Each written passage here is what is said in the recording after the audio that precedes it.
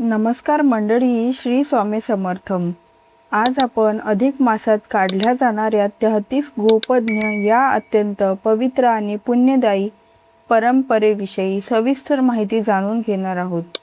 अधिक मास, ज्याला पुरुषोत्तम मास असेही म्हणतात, हा भगवान विष्णूंना समर्पित मानला जातो.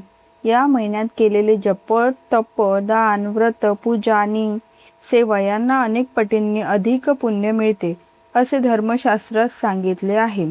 याचा अधिक मासात अनेक ठिकाणी स्त्रिया आणि भक्त 33 गोपज्ञ काढतात. ही परंपरा अत्यंत जुनी असून तिच्या मागे धार्मिक, आध्यात्मिक आणि सांस्कृतिक महत्त्व दडलेलं आहे. गोपज्ञ म्हणजे गायींच्या पायाचे चिन्ह किंवा ठसा. हिंदू धर्मांमध्ये गाय ही माता मानली जाते. गायीमध्ये 33 कोटी देवतांचा वास असतो अशी श्रद्धा आहे. त्यामुळे गायींच्या पावलांचे चिन्ह अत्यंत शुभ, पवित्र आणि मंगल मानले जाते. अधिक मासात घरात, देवघरात किंवा अंगणात 33 गोपज्ञ काढण्याची परंपरा आहे. असे मानले जाते की या गोपज्ञामुळे घरात लक्ष्मीचा वास होतो, भगवान विष्णू प्रसन्न होतात आणि कुटुंबात सुख, शांती, समाधान आणि समृद्धी नांदते. अनेकांना प्रश्न पडतो की अधिक मासात नेमके 33 गोपज्ञच का काढतात? त्यामागे धार्मिक कारण असे सांगितले जाते की हिंदू धर्मात 33 कोटी देवता मानल्या गेल्या आहेत. त्या सर्व देवतांचे प्रतीक म्हणून 33 गोपज्ञ काढले जातात. काही ठिकाणी याला 33 देवतांचे स्वागत असेही म्हटले जाते.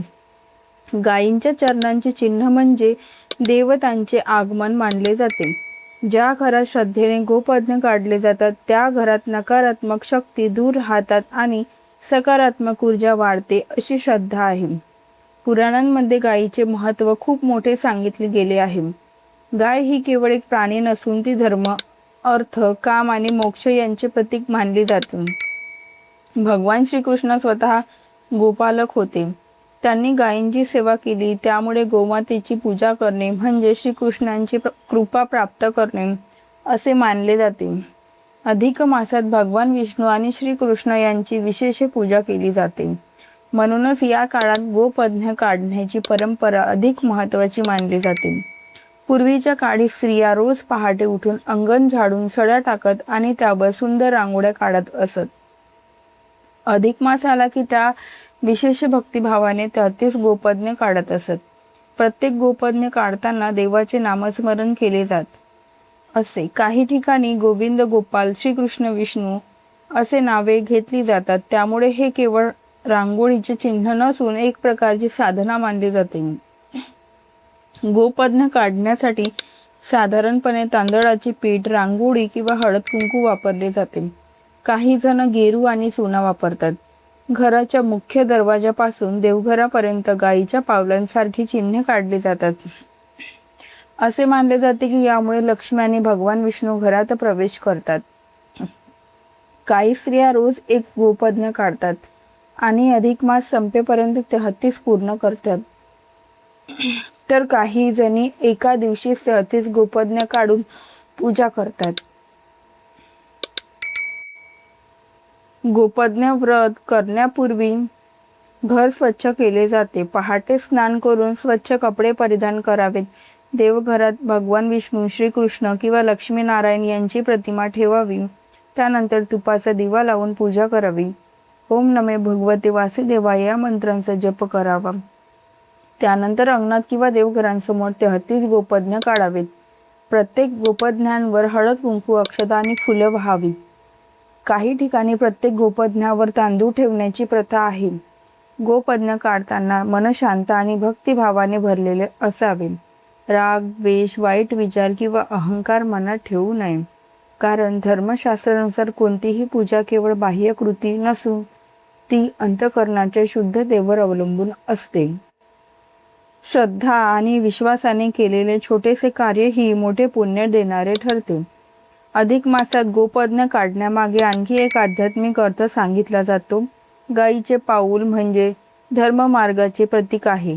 जसे गाय शांत, सात्विक आणि निरपेक्ष असते, तसेच मनुष्यानेही आपल्या जीवनात साधेपणा, दया, सेवा आणि प्रेम ठेवावे असा संदेश यातून दिला जातो. गोपज्ञ म्हणजे भक्तींचा मार्ग.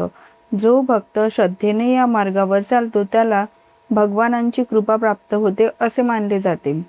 काही भागांमध्ये 33 गोपज्ञांसोबत 33 दिवे लावले जातात. हे दिवे ज्ञान, प्रकाश आणि सकारात्मकतेचे प्रतीक मानले जातात. तुपाचे दिवे लावल्याने घरातील वातावरण सात्विक होते असे सांगितले जाते. दिवा म्हणजे अंधारातून प्रकाशाकडे नेणारा मार्ग. अधिक मासात दिवे लावणे आणि गोपज्ञ काढणे यामुळे आध्यात्मिक ऊर्जा वाढते अशी श्रद्धा आहे. गोपज्ञ व्रताच्या दिवशी शक्य असल्यास उपवास केला जातो. काही जण फळाहार करतात, काही जण संपूर्ण दिवस विष्णू नामस्मरण करतात.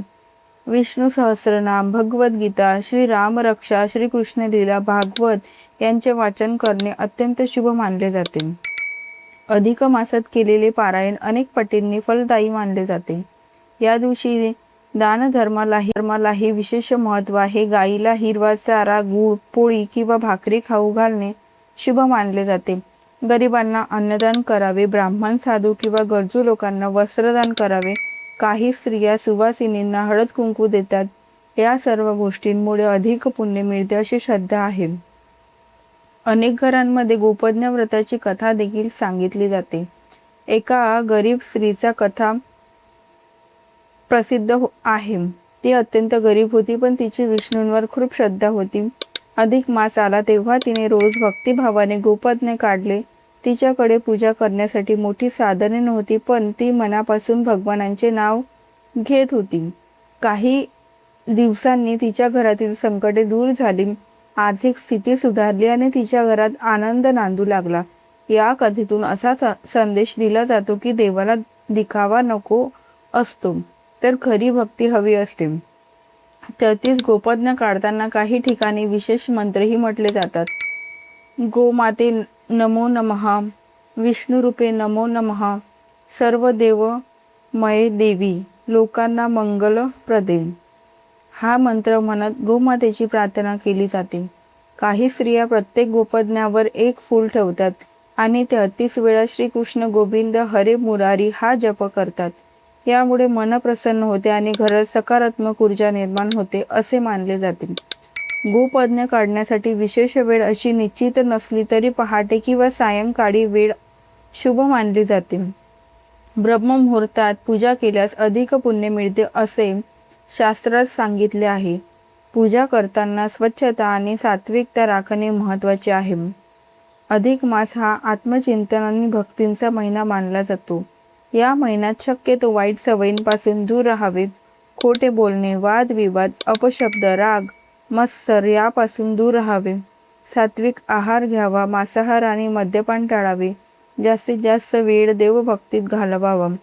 आजच्या धावपळीच्या जीवनात अनेक परंपरा हरवत चालल्या आहेत, पण गोपज्ञासारख्या परंपरा आपल्या संस्कृतीचे सौंदर्य जपतात. या परंपरांमुळे घरात भक्तिमय वातावरण निर्माण होते. लहान मुलांनाही संस्कार मिळतात. देव, धर्म आणि निसर्ग यांच्याबद्दल आदर निर्माण होतो. गायीचे महत्त्व भारतीय संस्कृतीत खूप मोठा आहे. गाय ही पालनपोषण, मातृत्व आणि समृद्धीचे प्रतीक आहे. म्हणूनच गोपज्ञ हे शुभ मानले जाते. अधिक मासात हे गोपज्ञ काढल्याने भगवान विष्णू आणि माता लक्ष्मी प्रसन्न होतात अशी श्रद्धा आहे. काही भागांमध्ये गोपज्ञ काढल्यानंतर महिलांनी एकत्र येऊन भजन, कीर्तन आणि हरिपाठ करण्याची प्रथा आहे.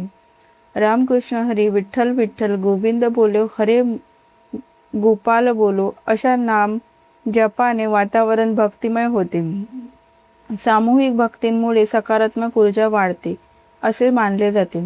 गोपज्ञ व्रत हे केवळ स्त्रियांसाठीच नाही तर पुरुष, मुले आणि संपूर्ण कुटुंबांसाठीही शुभ मानले जाते. घरातील सर्वांनी मिळून पूजा केल्यास कौटुंबिक ऐक्य वाढते. देवावरची श्रद्धा दृढ होते. अनेकांना वाटते की मोठ्या पूजा, महागड्या वस्तू आणि मोठे विधी केल्याशिवाय पुण्य मिळत नाही, पण धर्मशास्त्र सांगते की श्रद्धा सर्वात महत्त्वाची आहे. एक साधा दिवा, थोडी रांगोळी आणि मनापासून घेतलेले देवाचे नावही मोठे पुण्य देऊ शकते. गोपज्ञ व्रत याच गोष्टींची शिकवण देते. अधिक मासातील प्रत्येक दिवस महत्त्वाचा मानला जातो.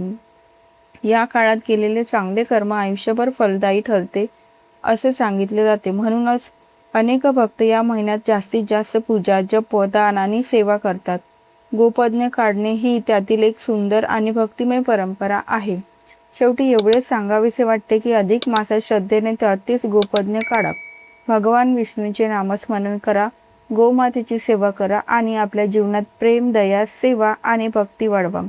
देव नेहमी भक्तांच्या भावनेला प्रतिसाद देतो. जिथे श्रद्धा असते तिथे कृपा नक्की मिळते.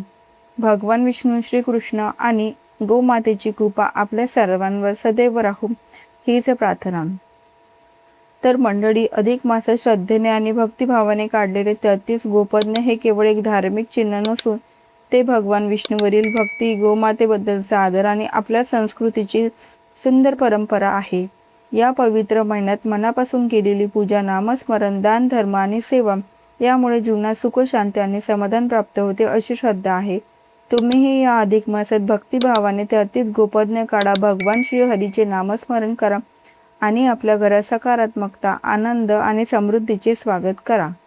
व्हिडिओ आवडला असेल तर लाईक करा, शेअर करा आणि चॅनलला सबस्क्राईब करायला विसरू नका.